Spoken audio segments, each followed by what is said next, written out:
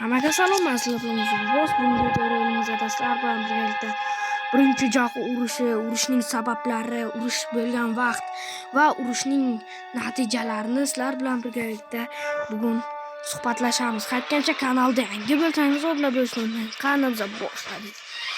Urushning sabablari, urushning hammasi dahshatli, ammo ularning ichida eng dahshatlisi jahon urushi bo'ldi. 1914-yilda boshlanib, 1918-yilda tugagan bu jahon urushidan juda ham ko'p odamlar zarar ko'rdi. Xo'sh, bu urushning sabablari nimalardan iborat edi?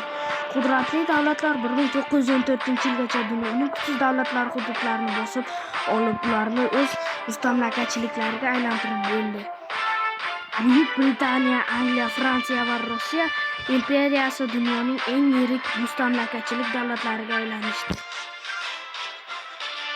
Germaniya, Avstraliya, Vengriya va Italiya mustamlakachiliklari esa kamroq edi. Germaniya shuni bahona qilib, dunyoni qayta bo'lishni talab eta boshladi. Avstraliya, Vengriya qilayotgan hududlar asosan Rossiya ta'siri ostida, Italiya da'vo qilayotgan hududlar esa Fransiyaning ixtiyorida edi.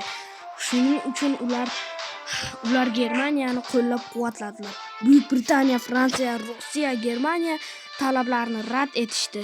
Natijada Yevropaning qudratli davlatlari o'rtasida ziddiyat yanada kuchaydi. Oxir-oqibat ular bir-biriga dushman bo'lgan ikkita ittifoqqa birlashdilar. Germaniya, Avstraliya, Vengriya va Italiya birlashtirilgan birinchi ittifoq Uchlar ittifoqi. Buyuk Britaniya, Fransiya va Rossiyaning birlashtirilgan ittifoqi esa Antana deb ataladi. Urushning boshlanishi va urushning natijalari. Birinchi jahon urushi 1914-yilning yozida Avstraliya Vengriya Serbiyasiga hujum qilishdan bilan boshlanib ketdi. Bunga javoban Rossiya, Avstraliya, Vengriya, Germaniyani Rossiya, Fransiya, Buyuk Britaniya va Germaniya urush e'lon qildi. Shu tariqa Yevropani birinchi jahon urushi alangasi qoplab oldi.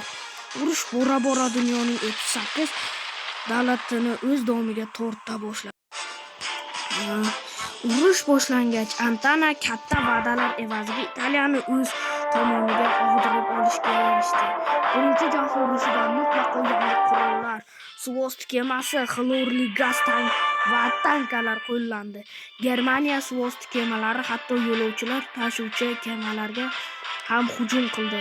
Jumladan 2000 dan ortiq yo'lovchisi bo'lgan Atlantiya kemasi shulardan biri ham edi. Hujum oqibatida ko'plab yo'lovchilar halok bo'ldi. Birinchi jahon urushi 1918-yilning kuzida Germaniya va uning ittifoqchilarining mag'lubiyati bilan tugadi. Bu mag'lubiyat oqibatida Germaniya, Avstraliya, Vengriya va Osmoniylar imperiyasi parchalandi. Germaniyada imperator taxtdan ag'darildi. U chet elga qochib ketishga majbur bo'ldi. Buyuk Britaniya va Fransiya mag'lublarning mustamlakachiliklariga ega bo'lib oldi. Biroq urush ularni zaiflashtirib ham qo'ydi.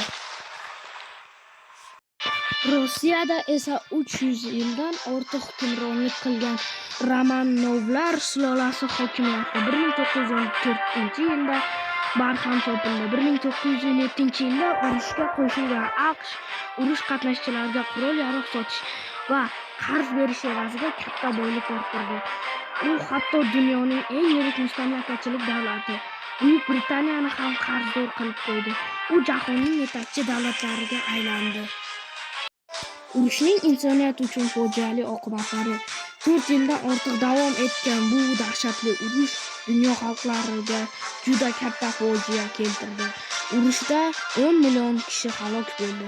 20 million kishi esa yarador, majruh bo'lib qoldi. Davlatlar juda katta miqdorda moddiy zarar ko'rishdi. Akalar, agar mana shu ma'lumotlarim sizlarga yoqqan bo'lsa, kanalga obuna bo'lib, like bosib qo'yasizlar. Men esa sizlar bilan xayrlashmayman, aksincha ko'rishguncha deb qolaman. Xayr.